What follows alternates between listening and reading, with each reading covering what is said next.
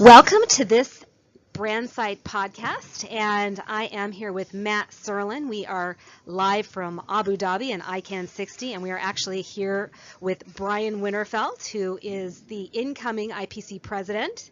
And I also might add that he just announced the launch of his new firm, Winterfeldt IP Group. So congratulations, Brian.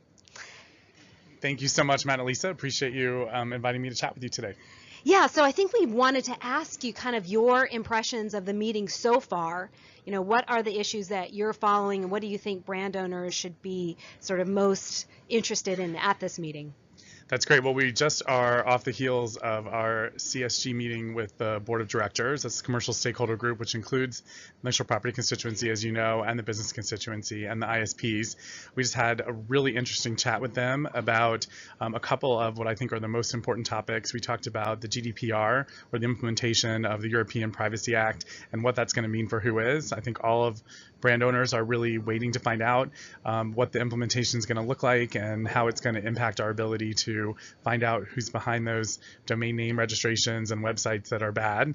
And so this is something we're going to definitely want to continue to watch closely and make sure that whatever solutions are worked out are going to be economical and implementable for brand owners so we can keep our enforcement programs going.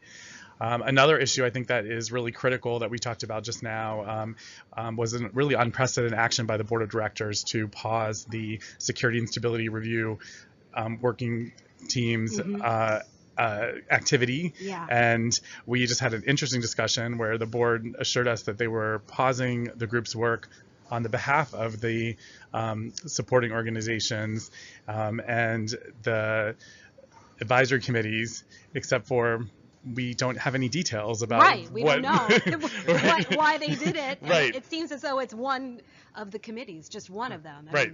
So exactly. It's a little strange. It is really interesting, and so they have promised us more information, and we're supposed to maybe have a meeting with them. But I think it's something we want to follow very closely because this is supposed to be an independent review team, and the fact that the board of directors has sort of invoked on our behalf that they're going to pause this, but we don't even really have the information or understanding of what the real issues are. Something I think we want to look at very carefully, especially in this sort of post-IANA transition period where the community is supposed to be empowered. I think we want to make sure as a community that we're really keeping an eye on that.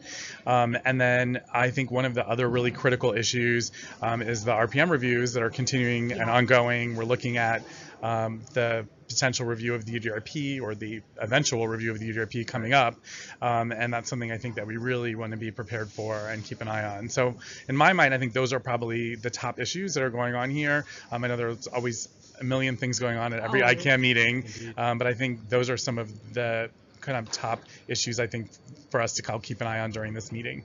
Yeah, I do too, and I was in that meeting with you, and the one area that I found a little bit troublesome was sort of the lack of timelines on the GDPR. Yeah, and that's GDPR has been a conversation that's happened basically at every stakeholder group. I was in the registrar meeting today, and it's a topic there. And so actually, I was going to follow up, Brian, and ask you. So GDPR will come into effect in May, and so really, we're 6 months out at this point. What's your sense of the timelines of what we can expect to happen in the community between now and May? Yeah, I think the answer is we don't know, and I think that's what's really deeply concerning. Again, I think there is an agreement that there are definitely concerns about how ICANN's current Whois structure is going to become compliant with these requirements that are coming out next year. And I think we're going to be looking at some kind of tiered access. And I think the real challenge for brand owners is going to be advocating and making sure that we're there, and whatever solutions are worked out are ones that are going to be cost effective and implementable so that we can continue our important enforcement programs.